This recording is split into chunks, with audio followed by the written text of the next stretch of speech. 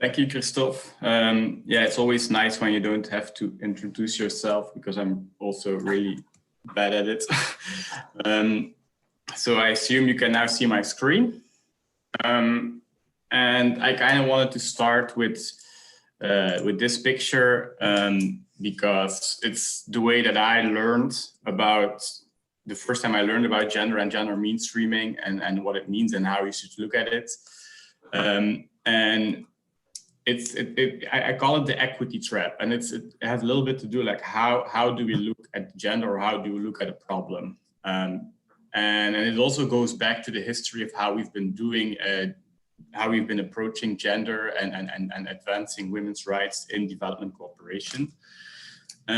Where at the first image you can see that everybody is being supported in the right way. It's about people who want to see a sports game, and everybody gets the same support to try and look over the fence. But because the situation or people are just different, the taller people can see over the fence, and the smaller people or the shorter people cannot see over the fence.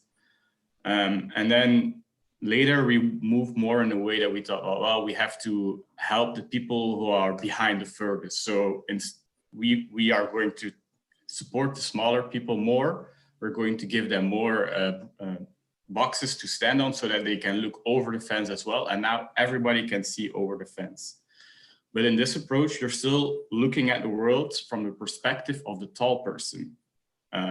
You're not adjusting anything. For him, you just look at, you're actually helping people to cope or to live with a specific barrier and how they can deal with it and still somewhat have the same situation. But actually, if you really want to advance people's life, if you really want to create a more equal world and a more enjoyable world to live in, you should look at what is the barrier that is keeping certain people from looking at this game. And it's the fence. So instead of helping certain people to look over the fence, we could just remove the fence, and everybody can enjoy the game. And that's what, like, thinking about a systemic barrier really is. And that's what gender mainstreaming is about. Or how we should look at it now. It requires a specific approach to focus on not just women and girls, but really at what is keeping people from enjoying the same rights and the same opportunities as other people. And with the adaptation of the 2030 Agenda for Sustainable Development, we all pledged to ensure that no one will be left behind, which means that in theory, we should focus more explicit to end extreme poverty, to curb inequalities, and to combat discrimination towards the people who are the furthest behind. And we saw a whole new set of frameworks, grand theories, new approaches that were going to help us to implement this novel way of doing development cooperation, which means that we not only had to change like what we work on, but also with whom we work, like how we work. And in some, it actually really entails like a whole implementation of a new program cycle of doing development cooperation. And the two things that I always start to look at, or that I think we should really look at, is one, the accountability aspect of that, and two, the institutionalization of that aspect. So what do I mean with accountability? It means that we have to learn lessons from what we have done, because they always say hindsight is 20/20. And for me, that means that even with the best intentions, you can do harm, even though you didn't intend it, even though that wasn't the setup, you can do harm. And even if you were well prepared, you did all your due diligence, for some things you just cannot take into account. So that's why in the end, you have to learn your lessons from what you've done. We also saw that we were moving towards a world or situation where the money that goes into development cooperation must lead to something. I mean, I think that's always been the goal or the hope, but there's really a strong focus on advancing a certain social reality, creating a better social reality, or making sure that what we're trying to do the situation we're trying to help becomes less dependent on the next cycle of funding. So to move towards a more sustainable environment for that funding. And we also saw that donors have an increasing idea of how they want to spend their money. They want specific projects, they want specific regions to focus on, so that became a more complex web, or how are we going to use funding? Because a lot of more funding is becoming earmarked for specific purposes. So that is also a new reality to be working in. And the second part is institutionalization. And with that I mean, like, how does a new practice, this new idea of working, how does it become routine? Because every new novelty needs to be supported and needs practice to become part of a new routine. There are very complex frameworks to look at it. I think the main three things are the existence of an institutional framework, the consistent production of relevant reports and monitoring and evaluation, and having adequate resources available. And you can use a very easy, I always use a very easy and probably not a very inspiring example, but I call it like the brushing teeth example. And it's like, if you have never heard about brushing your teeth, or you have never done it, if you want to make it part of your daily routine, you need a formal mandate. Somebody needs to explain and tell you why it's important to do and what are the added benefits. But you also need to invest in the toothbrush, but you also need to invest in the toothpaste, because you need, with your toothbrush alone, you're not really anything. And you need to make sure that you make a daily routine of it, because if you don't have a specific system or a specific time you're going to do it, you're probably going to drop the new practice. And everything new within an organization needs to go through this process. If it's your way of working, or if it's a new operating system on computers, everything needs to be institutionalized within a certain way to be picked up and become part of how your organization works. So now talking about the specific PSR project that we've done with DGD. The aim of this project was to support and strengthen the integration of gender within the Belgian Development Cooperation Policy. And to do that, we started to look at what the current situation is. So for that, reviewed all actions taken by Belgian Development Corporation and partners between 2015 and 2019. And what that means was that we mapped and analyzed all the actions that were registered within the Prisma database by using text mining techniques or discourse analysis, which means that we looked at every project and see how they contributed to the attainment of SDG 5. The second thing is that we looked at the use of the OECD gender marker. If you're not familiar with that, I'll be coming back to that specific part, what it is. But it's an accountability tool that needs to be used for all donor funding in the reporting to the OECD-DAC. And the third thing that we did to kind of assess the situation was perform a series of one-on-one interviews to assess the capacity for gender-sensitive programming. So to see, like, at what step within the institutionalization process are we at now.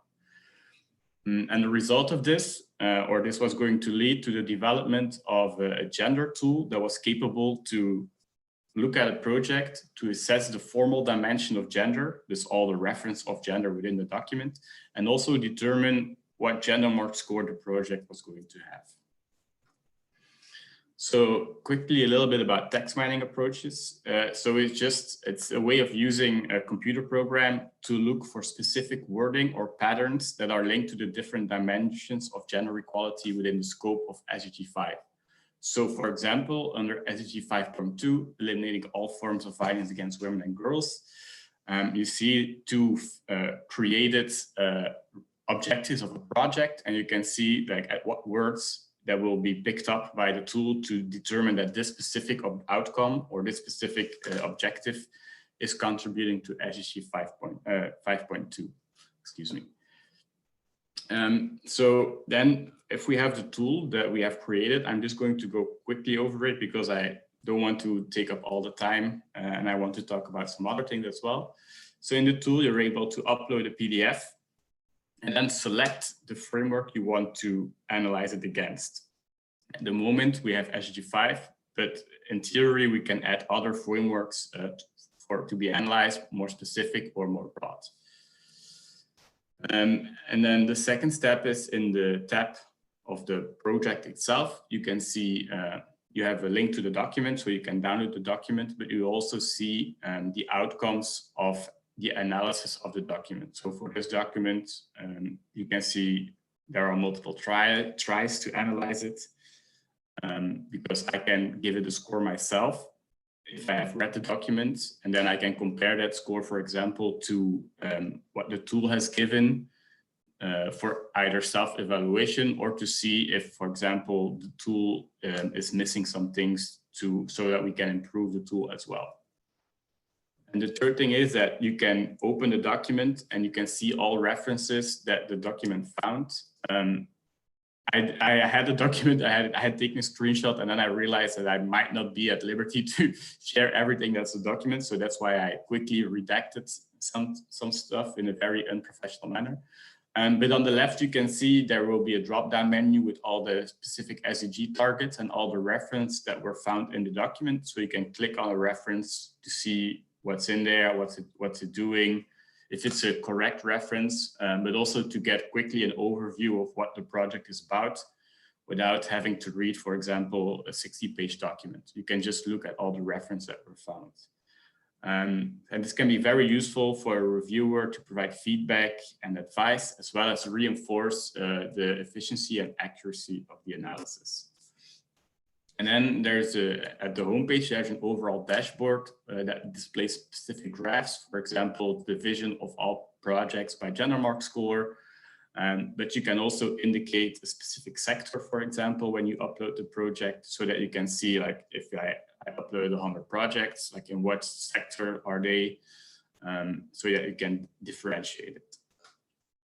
And the final thing is that you can also export all your findings. So that means you can export all projects with their score and their sector, but you can also export all the matches that you have for all projects. So that really helps to create data for further analysis, to apply even more advanced techniques, for example, for machine learning purposes or AI purposes. But also to kind of see, like, what are the things that are most commonly written in documents, what are the most common topics. So that for us is, for example, really relevant, or for researchers, that you can really create a data set on the projects you want to work on, for more in-depth analysis. Like I said, to look at a specific topic, for example, the inclusion of LGBTQI rights or non-binary rights within project documents for a specific period or for a specific sector that you want to look at. So before I talk about some initial findings, I will again talk about the OECD gender marker. Like I said, it's a score that you have to give on a project to assess how much it's contributed to gender. So if you give it a score of 0, that means that the project has been screened and the gender marker has not been found. So the project is not really contributing to gender equality, or there is no real wording to mean that, or to suspect that it's contributing to gender.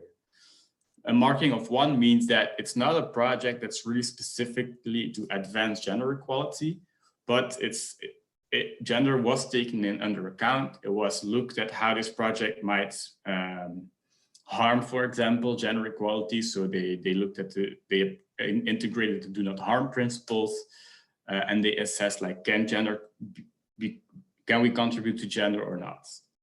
And then a principal project with a score of 2 means that gender equality is the main objective of the project, and it's fundamentally designed to contribute to gender equality.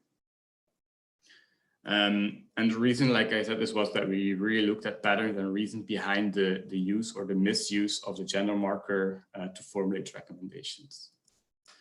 So then if we look at some initial findings, the most covered areas, or the SDG targets that we found that were most covered within documents, were universal access to sexual reproductive health and rights, SDG 5.6, 5.8, so equal rights to economic resources and economic empowerment, full participation for leadership and decision making, and eliminating all forms of violence.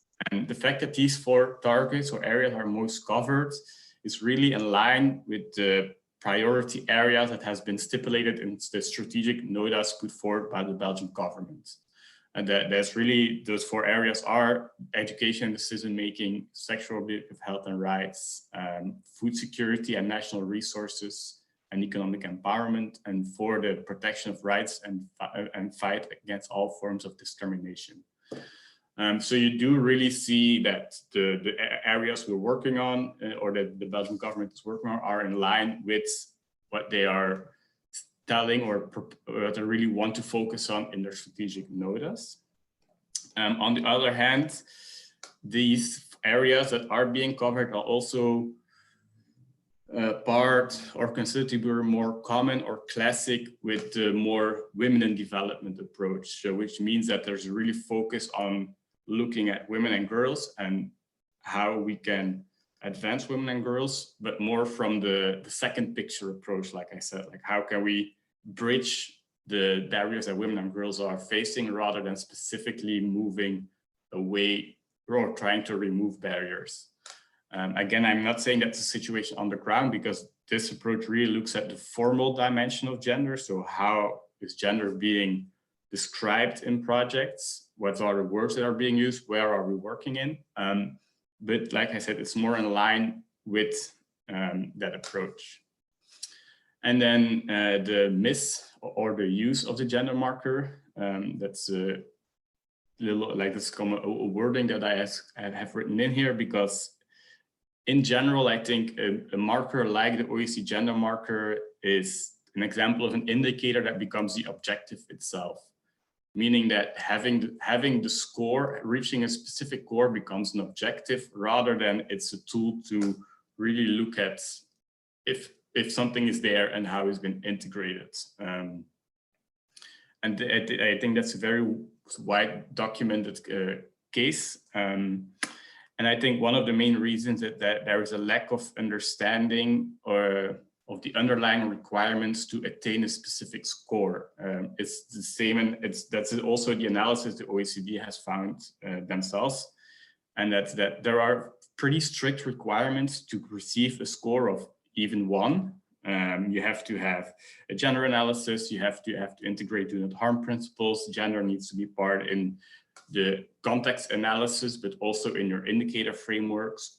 And having all those checks, checking all those boxes, is not always done when a score is being applied.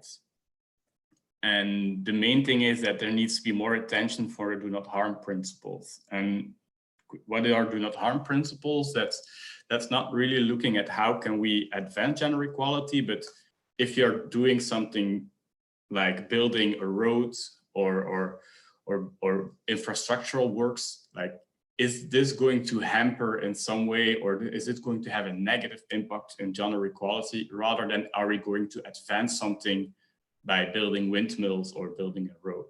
So that idea of just looking from the other side is something that really needs to be done more when using something like a gender marker, because it's a big part of it, but it's not something that's done very commonly.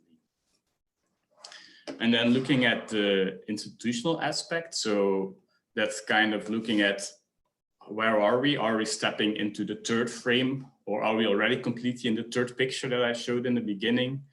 And if you look at the institutional framework, I think the mandate, it's there. We have specific documents. The documents were developed. We have very vocal leaders, or we had in the past very vocal leaders that spoke on gender equality and what we really want to do about it. If we start looking more at like the roles and the responsibility, it's a more complex process, specifically because the DGD isn't an implementing agency. So they have to work with different implementing agencies. You have Enable, which is the federal implementing agency, but they work with a lot of external partners that have their own process, their own framework, that have other donors. So it's very difficult to see, like, is there a clear division of labor and throughout all of the project cycle. With regards to the consistent product of relevant reports and monitoring evaluation, which means having data available, basically like data that we can review, data that you can look at for accountability purposes, to track funding, etc. I think that we've made a lot of significant progress over the last year. There is an uptick in the use of the database. There's a move towards more harmonized indicators. But again, like I said, the main indicator that's been used for a long time is the OECD gender marker, and that really has kind of missed its purpose. So we've made a lot of progress in that regard, but I think there's still a long way to go, and technology is advancing so rapidly that an organization has to adapt constantly, reinvest constantly, and it's a difficult process. It requires also a lot of support. And then when it comes to the adequate resources available and the funding, I think one thing that was pretty unanimously from interviews on the one hand and data as well is that there needs to be more investment in human capital, meaning both in quality and in quantity for the organization to be really able to tackle gender sensitive programming on all aspects. But again, I don't think that's only an organizational issue. I think that's a more general issue, which I'm going to talk about in the next slide. So just in general, like where are we at right now? And I think globally, we are still struggling to move beyond the women in development approach in terms of the priority areas we are working on.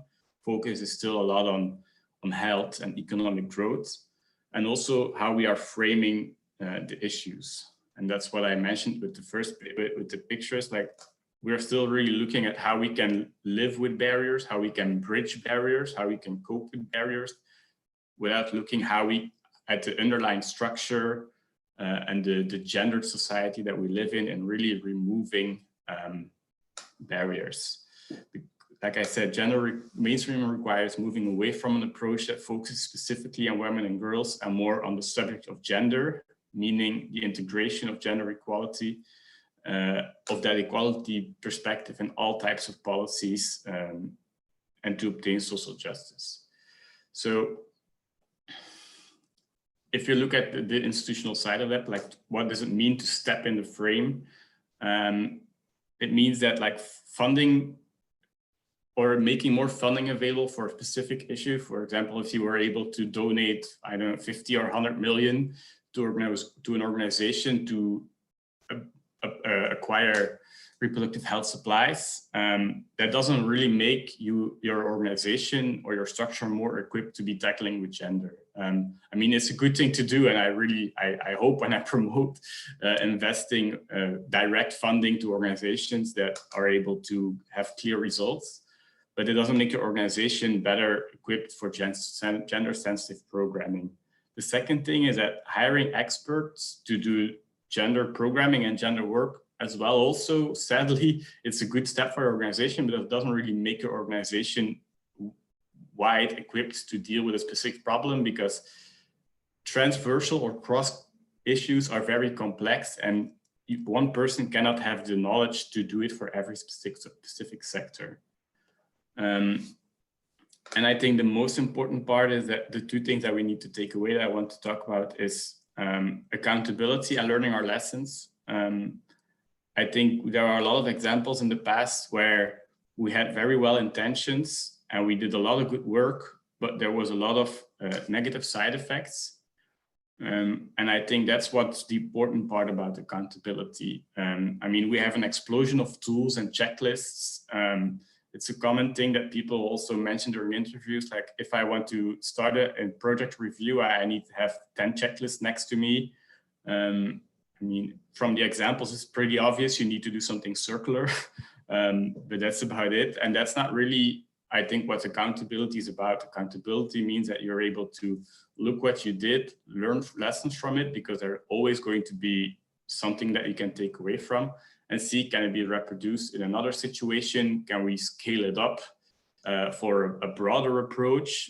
And yeah, can we do something with that? And the other thing is that we need to be better at highlighting best practices.